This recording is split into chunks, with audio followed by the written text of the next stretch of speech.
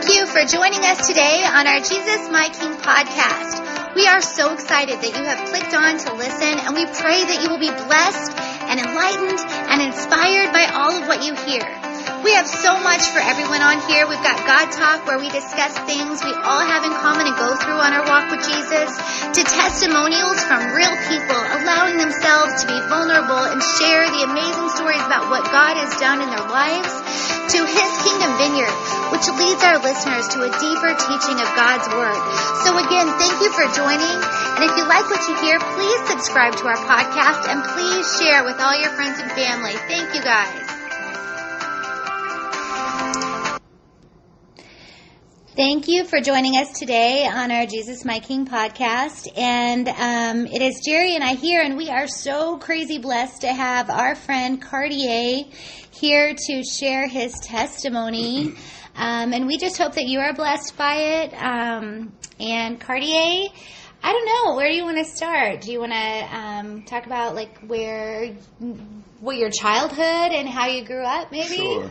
Sure. So, you guys know already, but I grew up in Detroit, which, based on statistics, somebody, being a black male growing up there, the odds of making it weren't the best. But I grew up in a single-family home. My mom, growing up, a lot of us lived together. My mom, my aunt, we all kind of lived in my grandma's house. Kind of just going on from there. I had a couple of stepbrothers. Not stepbrothers, but brothers that had the same dad, different moms kind of thing that I grew up with as well. Just kind of different things here and there. I mean, I feel like as I was growing up, I saw a lot. I was at that age where I was able to understand a lot, and I feel like I watched my family evolve from people who, sold drugs and did different things like that to now most of my family are pastors, evangelists. What? That's quite a drastic. So, yeah, it's a drastic change. It is definitely a drastic change from, What's funny is my great-grandfather was a pastor, so I don't know if it just was like, okay, hey, we're all going to do our own thing, but we all ended up right where we needed to be, So you guys grew up, your great-grandfather was a pastor, but all of those living in the house could you say that you really knew the Lord if you had a lot of... Like, my grandmother was definitely, you go to church all the time, but there was just different things, I think, just through life that just kind of, certain people kind of went their own way, did their own thing, kind of thing. And then even with my mom, I know she had me pretty young, so... It's funny because I can remember waking up at like 9 o'clock at night and my mom was like sneaking in. She's going to kill me for saying that. And we'd put our pajamas on and we'd like sleep the whole next day. Like, you know what I mean? So it was just different things, that you see growing up. Just certain family members, drug use, drug sold, just different things like that.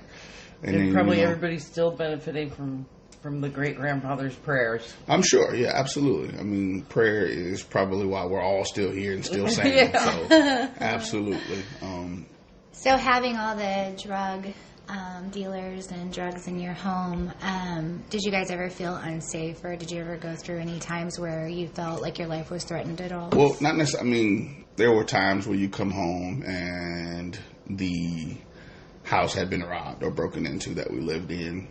There were times where I was a little older and I was at my grandmother's house, grandfather's house, and somebody broke in while we were there.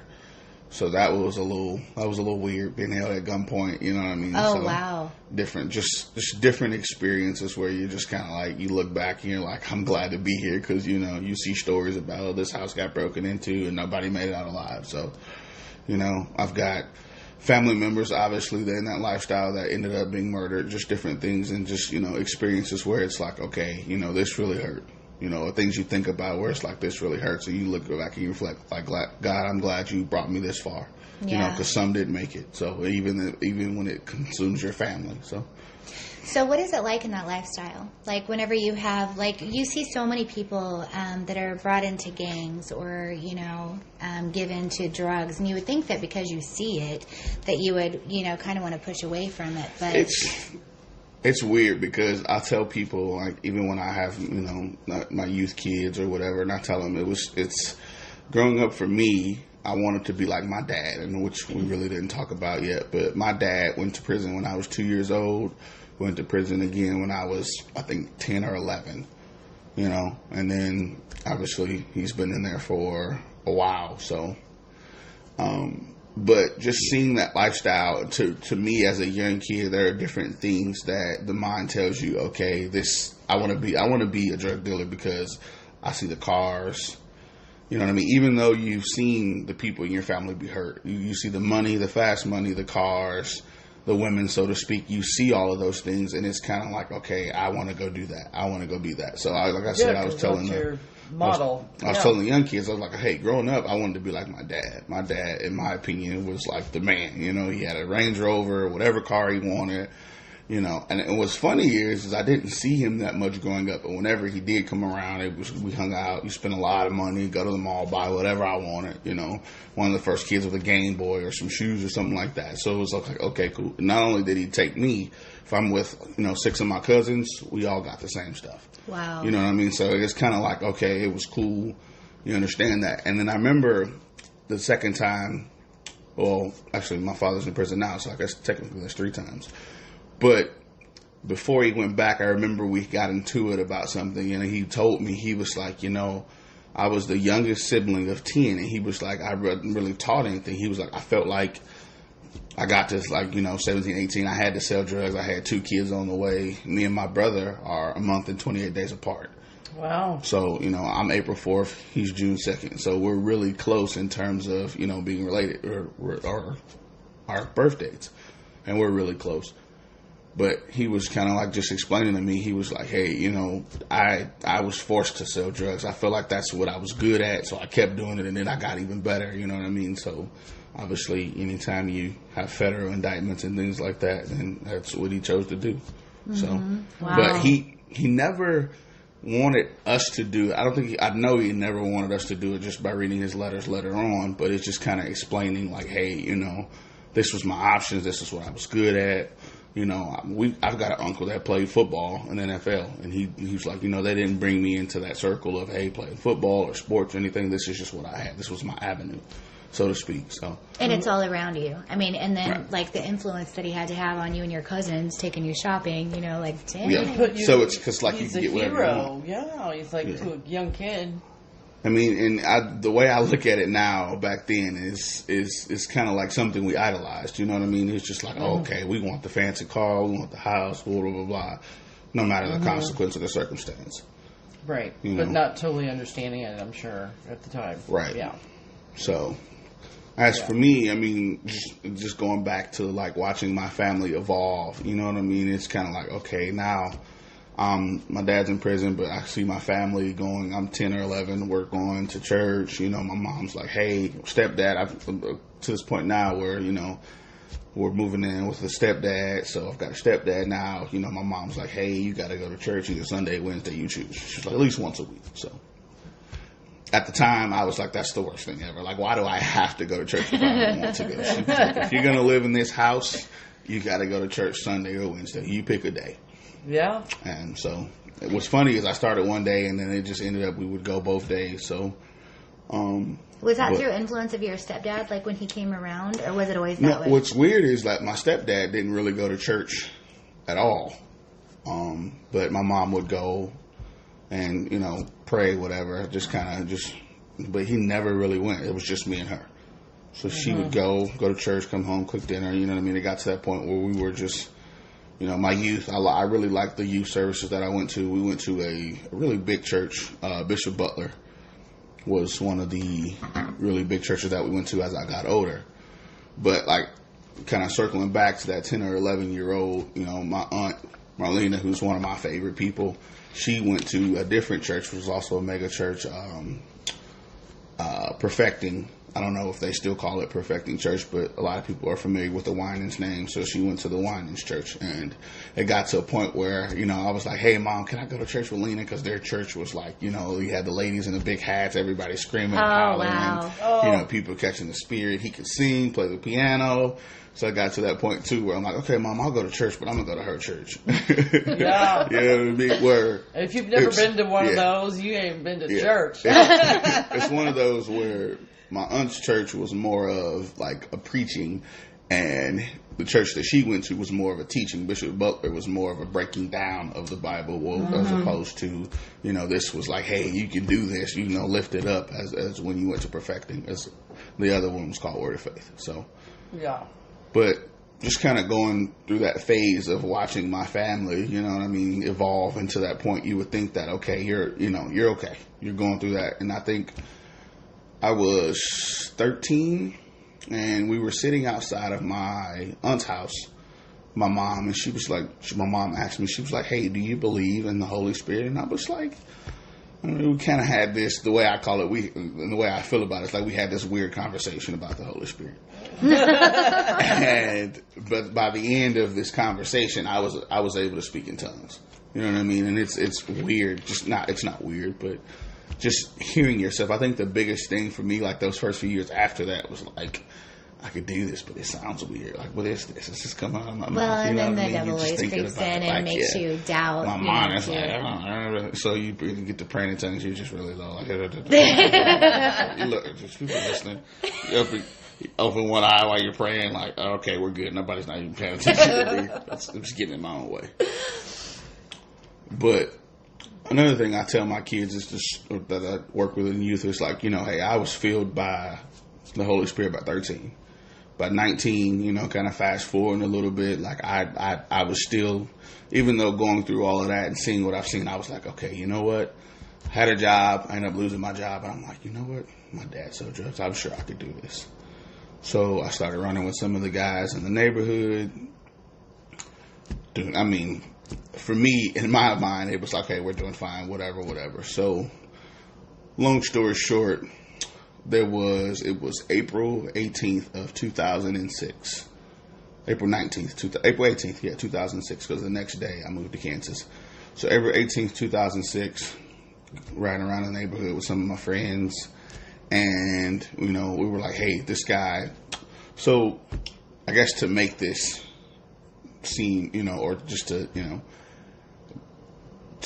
to relate it so that you would understand it, this certain person was making a lot of money. So it was our intent to go rob him or basically take whatever he had so that we could make some money on it. But it didn't work that way. We tried it. It didn't work. It failed. Oh my God. Failed miserably. I ended up like messing my car up that day because I was the person driving around. And I'm like, oh God, this is going to be. So that night, it's funny because in my mind, it was like something told me to park my car, not in front of my house, but the house across the street, like over to the right a little bit. And I'm like, okay, it's weird. Okay, so I parked my car. Now, I obviously looking back, I know that was the Holy Spirit, like saying, hey, park your car over there. So that night, at about 2-3 o'clock in the morning, my car got firebombed. Oh, wow. So my stepdad woke me up, hollering, his pistol in his hand. He's like, hey, your car's on fire. And I remember it like it was yesterday. He said it, and I was like, what? And I went back to sleep. Because I hadn't been in the house that long, and I'm knocked out. He was like, wake up, car, wake up. It's like, your car's on fire. What's going on? So I can just remember, like, there's a brief part of the story where I left out kind of my mom made me move with my dad when he wasn't locked up for a period. Then I came back home, so my clothes, shoes, my 2 phones, because I was a quote-unquote drug dealer now. All of my seats, all this stuff was in the car still. And I could just remember looking at that like, it's all on fire. All my clothes and my shoes, which I still love my shoes. So all of my stuff's just in there just burning. And I'm just thinking like, okay, I don't even know if this was in the front of my house, what would happen. And like, you know what I mean? Just what are the after effects of something like this?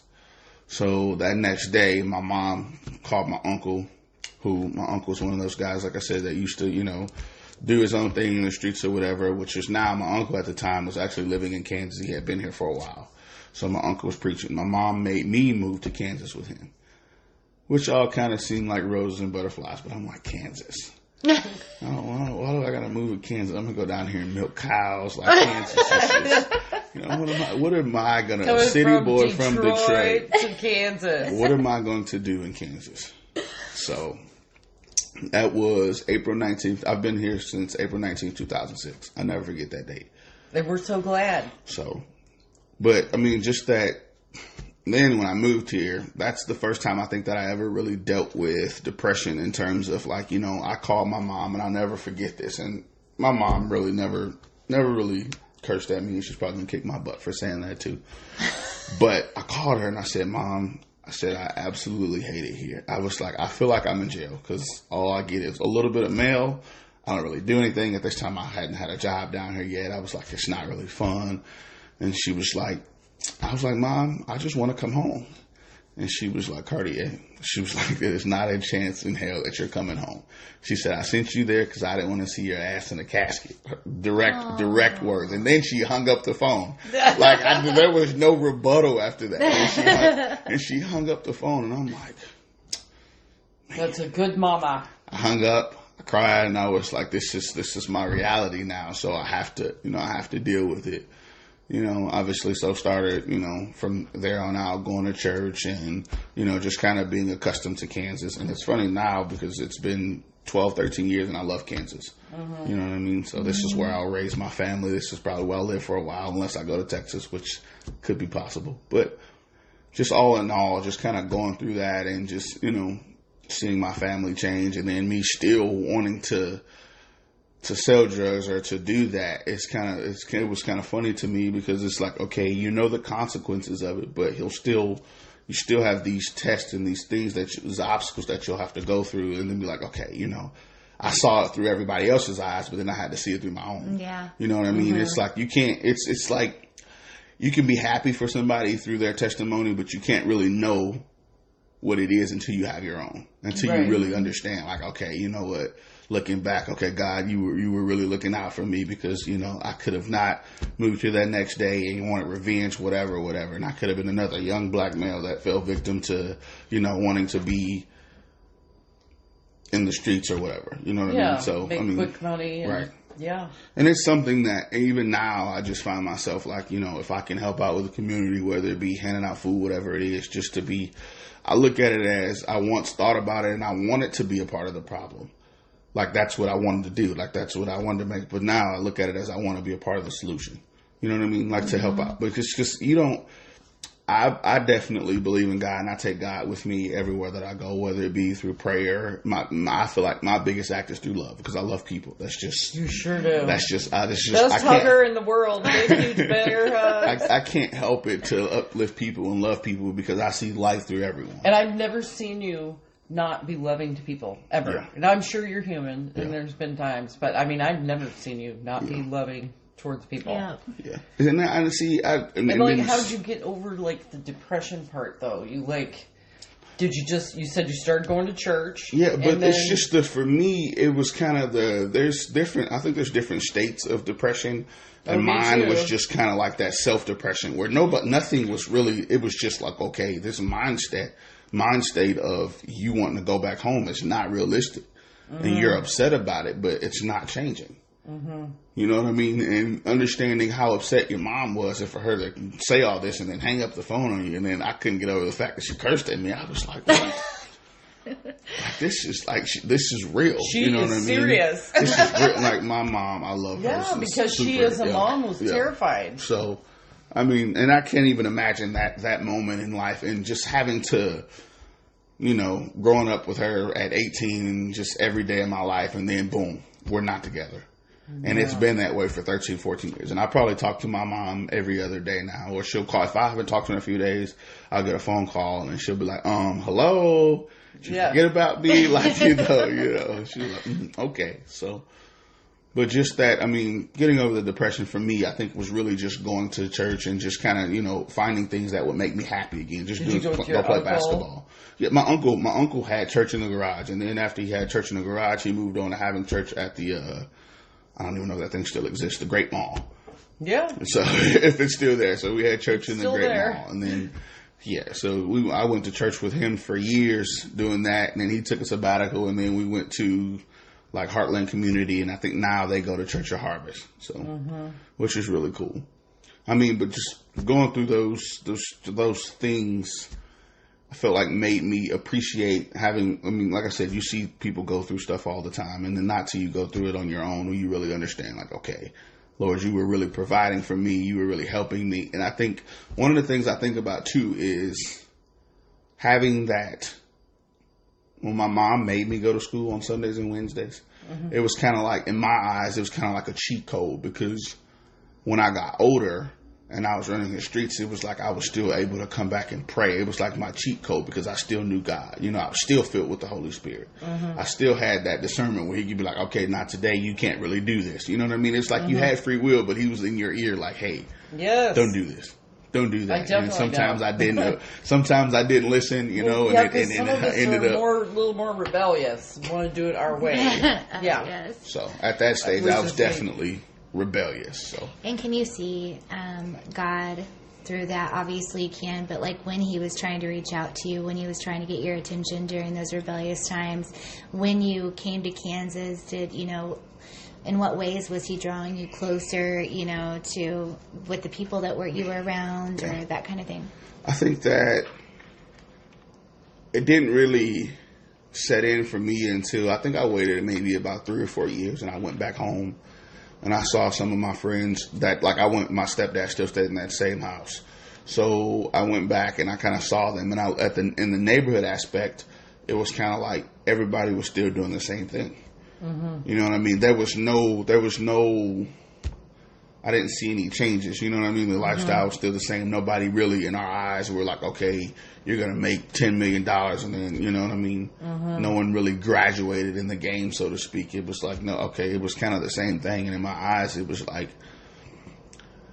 I see the cycle of, the way I looked at it was, okay, they're still doing the same thing. There's not been any evolution. There's not been anything that to say, hey, okay, I can do this and retire. Like, my uncle said it this way. This is the best way I can explain it. You can't sell dope forever. You know what I mean? If you're in that game, most people that that are movies about it, they made some other way to make it happen. And you can't let that become a product of your surroundings and let that be an excuse, because that's how many of us end up dead. You know what I mean? Because that's all we see. So you don't know any different, because that's all you. Right.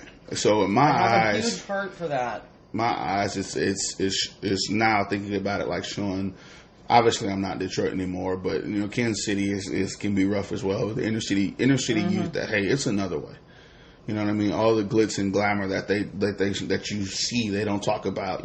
People, going to jail for 20, 30 years life, and people that have kids that won't ever get to raise them. You know what I mean? Back and forth, I don't, bid wars. Yeah, I care so right. I have such it's a hard heart for that. But you know what? That's how God has used you, which you haven't even really said too much about, is that you experienced all that, and then you have such a heart for people, and you have the youth camp, baptizing people left and right, and he's smiling through that too. You can tell. And you also do a lot of volunteer stuff, and I mean, so just story in there and all. So kind of going back to what I said about just being a part of the solution, like Pastor Antonio, Pastor Tony is what I call him, PT Antonio. He introduced me to camp about 4 years ago, and we worked together. And he was like, "Hey, do you want to come? Camp? We do a church camp." And that before that time, I didn't even go to that church. I was still going, driving out to Olathe with my family coming back. So, and he invited me to camp, and he was like, "Hey, I'm going to have you be a counselor for the high school boys." And I was so nervous. I'm like, how am I going to be a counselor for these high school boys? How am I going to even be, it's unfathomable to me, but that's just the whispers in your ear that you listen to. That was like, oh, you're not good enough. You're not going to, Not only did I do it, I had a blast. It was one of the best experiences of my life, and I've done it every year since. But not only just the evolving now, it's like, okay, I prefer having those high school boys. One, because you can speak to them because they're young men, you can kind of, talk to them in a way in which, you can talk to maybe some of the younger kids where they get it, They're at that point where they're very vulnerable, there's different things that have their attention when you're a young man, whether it be girls, streets, what are you going to do? Just different things that may have your attention, video games. There's just a lot out there. So, but in doing so, that first year it was cool. I had a couple of kids who were kind of like, we're not going to listen to you. So that first or second day, and then after that third day, you're kind of like you finally got through to them. You could talk to them. They're all loosened up. You just kind of. I think for me, it was more so I was too intense, and I'm not an intense person. Mm-hmm. So by the time I finally kind of let my guard down, and everybody's like, we were just having fun. And we're talking. You go into the church services, we're talking about God, and I think after my first year, I really didn't know how to be a counselor, so I was like learning on the job, but. Mm-hmm. That second year, I think before I went to that second year, one of the kids, he came to me. He was like, hey, you were one of my best counselors. I've been going there for years. It's my first year doing the high school boys, and here I am thinking I'm, not doing good. And they tell you you're my favorite counselor. So that meant you're so real, Cartier. You're very real. that meant a lot to me. So, teenagers know if you're real or not. So going into that second year of just doing church camp, obviously it's fun. We got different people there. And just having the high school boys again. And I think this was the first year that I really talked to them about being baptized, what it meant. Are you ready? You know what I mean? Just that kind of like, what is that, the significance of it. And I feel like each year I've gotten better at, explaining that, or being more comfortable with God, or being more comfortable with letting God use me. Mm-hmm. You know what I mean? To where I can actually speak to them, because I always feel like there's always something you do or something you've done that'll be like, okay, you know what? You can't do this. You're not good enough because you messed up. And then I find myself like, okay, yeah, I messed up. I did something wrong, or I did, you know what I mean? So, I feel like the trick of the devil is that he'll get you to do focus on that one thing you messed up and not the 99 things you did right. That's right. You know but it's important to jump in, whether you're, you're battling those lies of whether you're good enough or not. Yeah. And we battled that here too, but to jump in and God's going to help you get better through it. And you're just going to continue to grow and just not let those, like you said, let those things bother you. But see, this is another the aspect in which I look at it is like, okay, perfection is a destination. It's not a place. You won't ever get to where you feel like this is perfect. Right. There was one man that walked this earth perfect. One. Right. You know what I mean? So it's every day trying to be better than yesterday. Every day I look at it as when I wake up, there's another chance to get it right.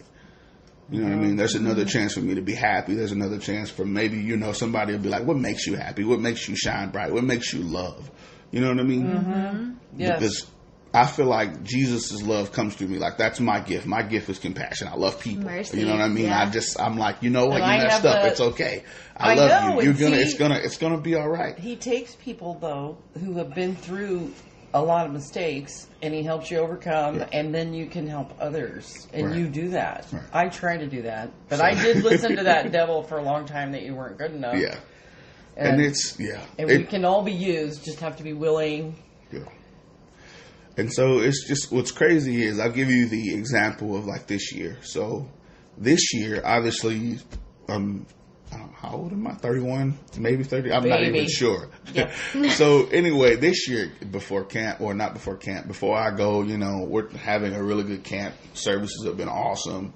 And it's the day before the baptism services. And in my mind, I'm like, okay, you know what, Lord, I got to prepare to what I'm going to say to these kids. Understand them, what's the real of it. And I'm praying, and God gives me these questions to ask, and I'm like, okay, I feel like I can do it. You know what I mean? So I get that, and I'm talking or whatever, and all of a sudden I'm like, I can't do that. You know what I mean? I can't ask them these questions. What if they ask about me? They're like, Cartier, you're 31, you're not married, you got a kid on the way. How are you going to say something to us? And I'm thinking about what they're going to say to me, like the questions that the kids may have. Uh-huh. Like, basically, I'm just perceiving, this is just the devil whispering, like, hey, you're not good enough to do this. You're not going to be able to, And what's funny is, at the end of service, all the kids are gone, and I'm sitting there, and I'm kind of soaking, sitting on this back table, and Mama Jones comes up to me, and she's one of the ladies that goes to Centerpoint, and she says, it's okay. And I'm like, what are you talking about? She says, I know what you're going through, because my son went through the exact same thing. She's telling you you're not good enough. You got a kid on the way. You're not mad. I'm like, wow. The divine timing for me to be sitting there and God sending her to be like, hey, you're okay. Mm-hmm. So that next day, I feel like I'm like, okay, we had this talk. I sat there and I cried after I talked to her, and I hugged her, and I was like, thank you for being obedient, because sometimes God will tell you to go talk to this person and you don't do it. Right. And that made for me that made the difference for me to go give the speech to the kids the next day. You know what I mean? So, and asking them, why do you come to camp? You know what I mean? Why are you here? Why do you believe in God? Do you know what it means to be baptized? Mm-hmm. You know what I mean? I asked them, what's your biggest disappointment in life? Just different questions. What are the things that you want to go through that you can change? And the most important question I asked them, I was like, if you die tomorrow, where are you going to go? Yeah. And not a lot of people, like, they thought about, like, when you're talking 17, 18, 16-year-old young men, they're thinking about this question, like, knowing what's going on in KC now, and young kids, unfortunately, dying left and right. Mm-hmm. If something happened to you tomorrow, do you know where you're going? Mm-hmm. You can kind of tell that question, and I'm thinking, like, okay, Lord, you gave me these questions, and on the second question, it was, what was your biggest disappointment? And I was like, man, I'm not even ready for that. So I'm asking them these questions, and I'm talking to them, and I started crying. I'm like, they're like, what was your biggest disappointment? I was like, my biggest disappointment was not telling my best friend I loved him enough and he was murdered, And I told him, I'm like, man, these questions I'm not ready for, so I have to ask myself these questions. Obviously, I know where I'm going when I die. I feel like I do, So just going through that, and I told them, I was like, it's hard enough being a young man. It's hard enough for some of you that are young black men or young Hispanic men or even young white men, because there's differences, and the media is going to put you against one another. But it's going to be even harder if you choose to walk this walk and say somebody, hey, I'm a Christian. This is my faith. Mm-hmm. Because that microscope goes even bigger. You know what I mean? There's different things that we look at. Even from from within, it's kind of like, wow, But talking to them and telling them, I told them, I said, hey, I don't care if one of you get baptized. I don't care if you all get baptized. But I was like, we all go in that water together. And that's not to signify anything that we're going to stand together after this camp. We're still going to be friends. We're still going to have each other's backs, and we're just going to continue to be strong young men. And going through that process, a couple of them wanted to be baptized. We get to the room, they're changing. All of them change. Aww. All of them get baptized. And that's the picture you see on my Facebook with all of us in the water. And they all get baptized. And I'm like, Lord, it's only you. Because in my mind, I'm like, okay, I wasn't worthy. And what's funny is, before I asked them the 5 questions, I told them, I said, I come to you guys, and I've always kept it real. I said, if you'd have told me that at 31 I would be unmarried with a kid on the way, I'd have been like, no way. Like, surely I'll be married. And I was like, so basically my explanation to them was, hey, God's not calling you to be perfect, because you won't be. Mm-hmm. You understand what I'm saying? You just you're going to live this life. You're going to make mistakes. But if you use him, he uses you. But if you use him to be, a better person, use every day in your life. Like I said before, this perfection, it's not a place. It's a journey. So day by day, you have another chance to get it right. Yeah. Mm-hmm. Like I told him, I said, I made a mistake. And I have to live with that mistake. Do I plan on writing it? Absolutely. You know what I mean? So, but you have to live with the mistakes and know that God provides even when you fall down. Mm-hmm. And he doesn't stop loving you. No. And my buddy Aldo, he always tells me, he's like, you got to keep getting back up. Mm-hmm. Because the righteous man fall down 7 times and gets back up 8. That's right. So and that's the thing you have to teach young men to know, that, hey, you're going to struggle. It's going to be hard. I feel like there's a stigmatism, or the kind of a saying like it's not okay for young men to express themselves.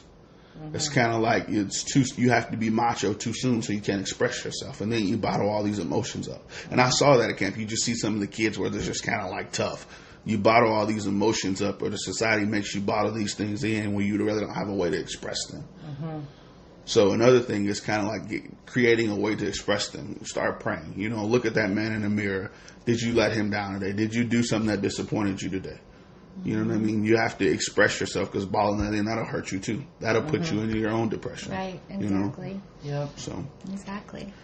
But all in all, I think just that like I said, that camp changed everything for me. And year by year, with this last year just being this, like when you leave camp, you're like, I want to go back because there's just 4 or 5 days of just worship in there, and you just take a piece of camp with you. You know what I mean? So, and it's our pastor preached it kind of last Sunday, and he was like, you don't have to wait for camp where you can go in and you can, enjoy God for 4 days in a row. You can do that every day. Every day. Yep. And that was the one thing that I kind of took with me with this week. Like, okay, you can enjoy God every day.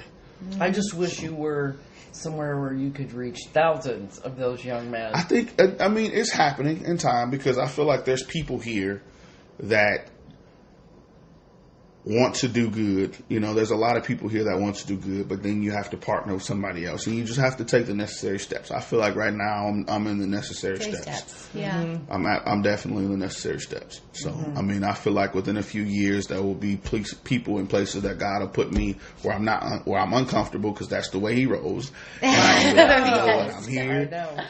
And I feel like I'm going to be ready to talk, and the devil's going to be like, you can't do this. And that's when I'm like, yep, I'm here.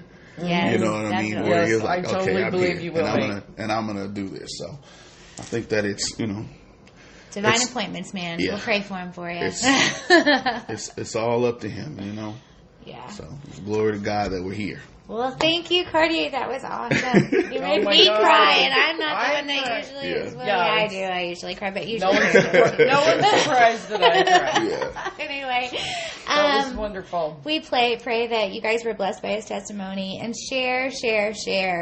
Definitely don't be afraid to, and subscribe. We love you all. Thank you, Cartier. Sweet.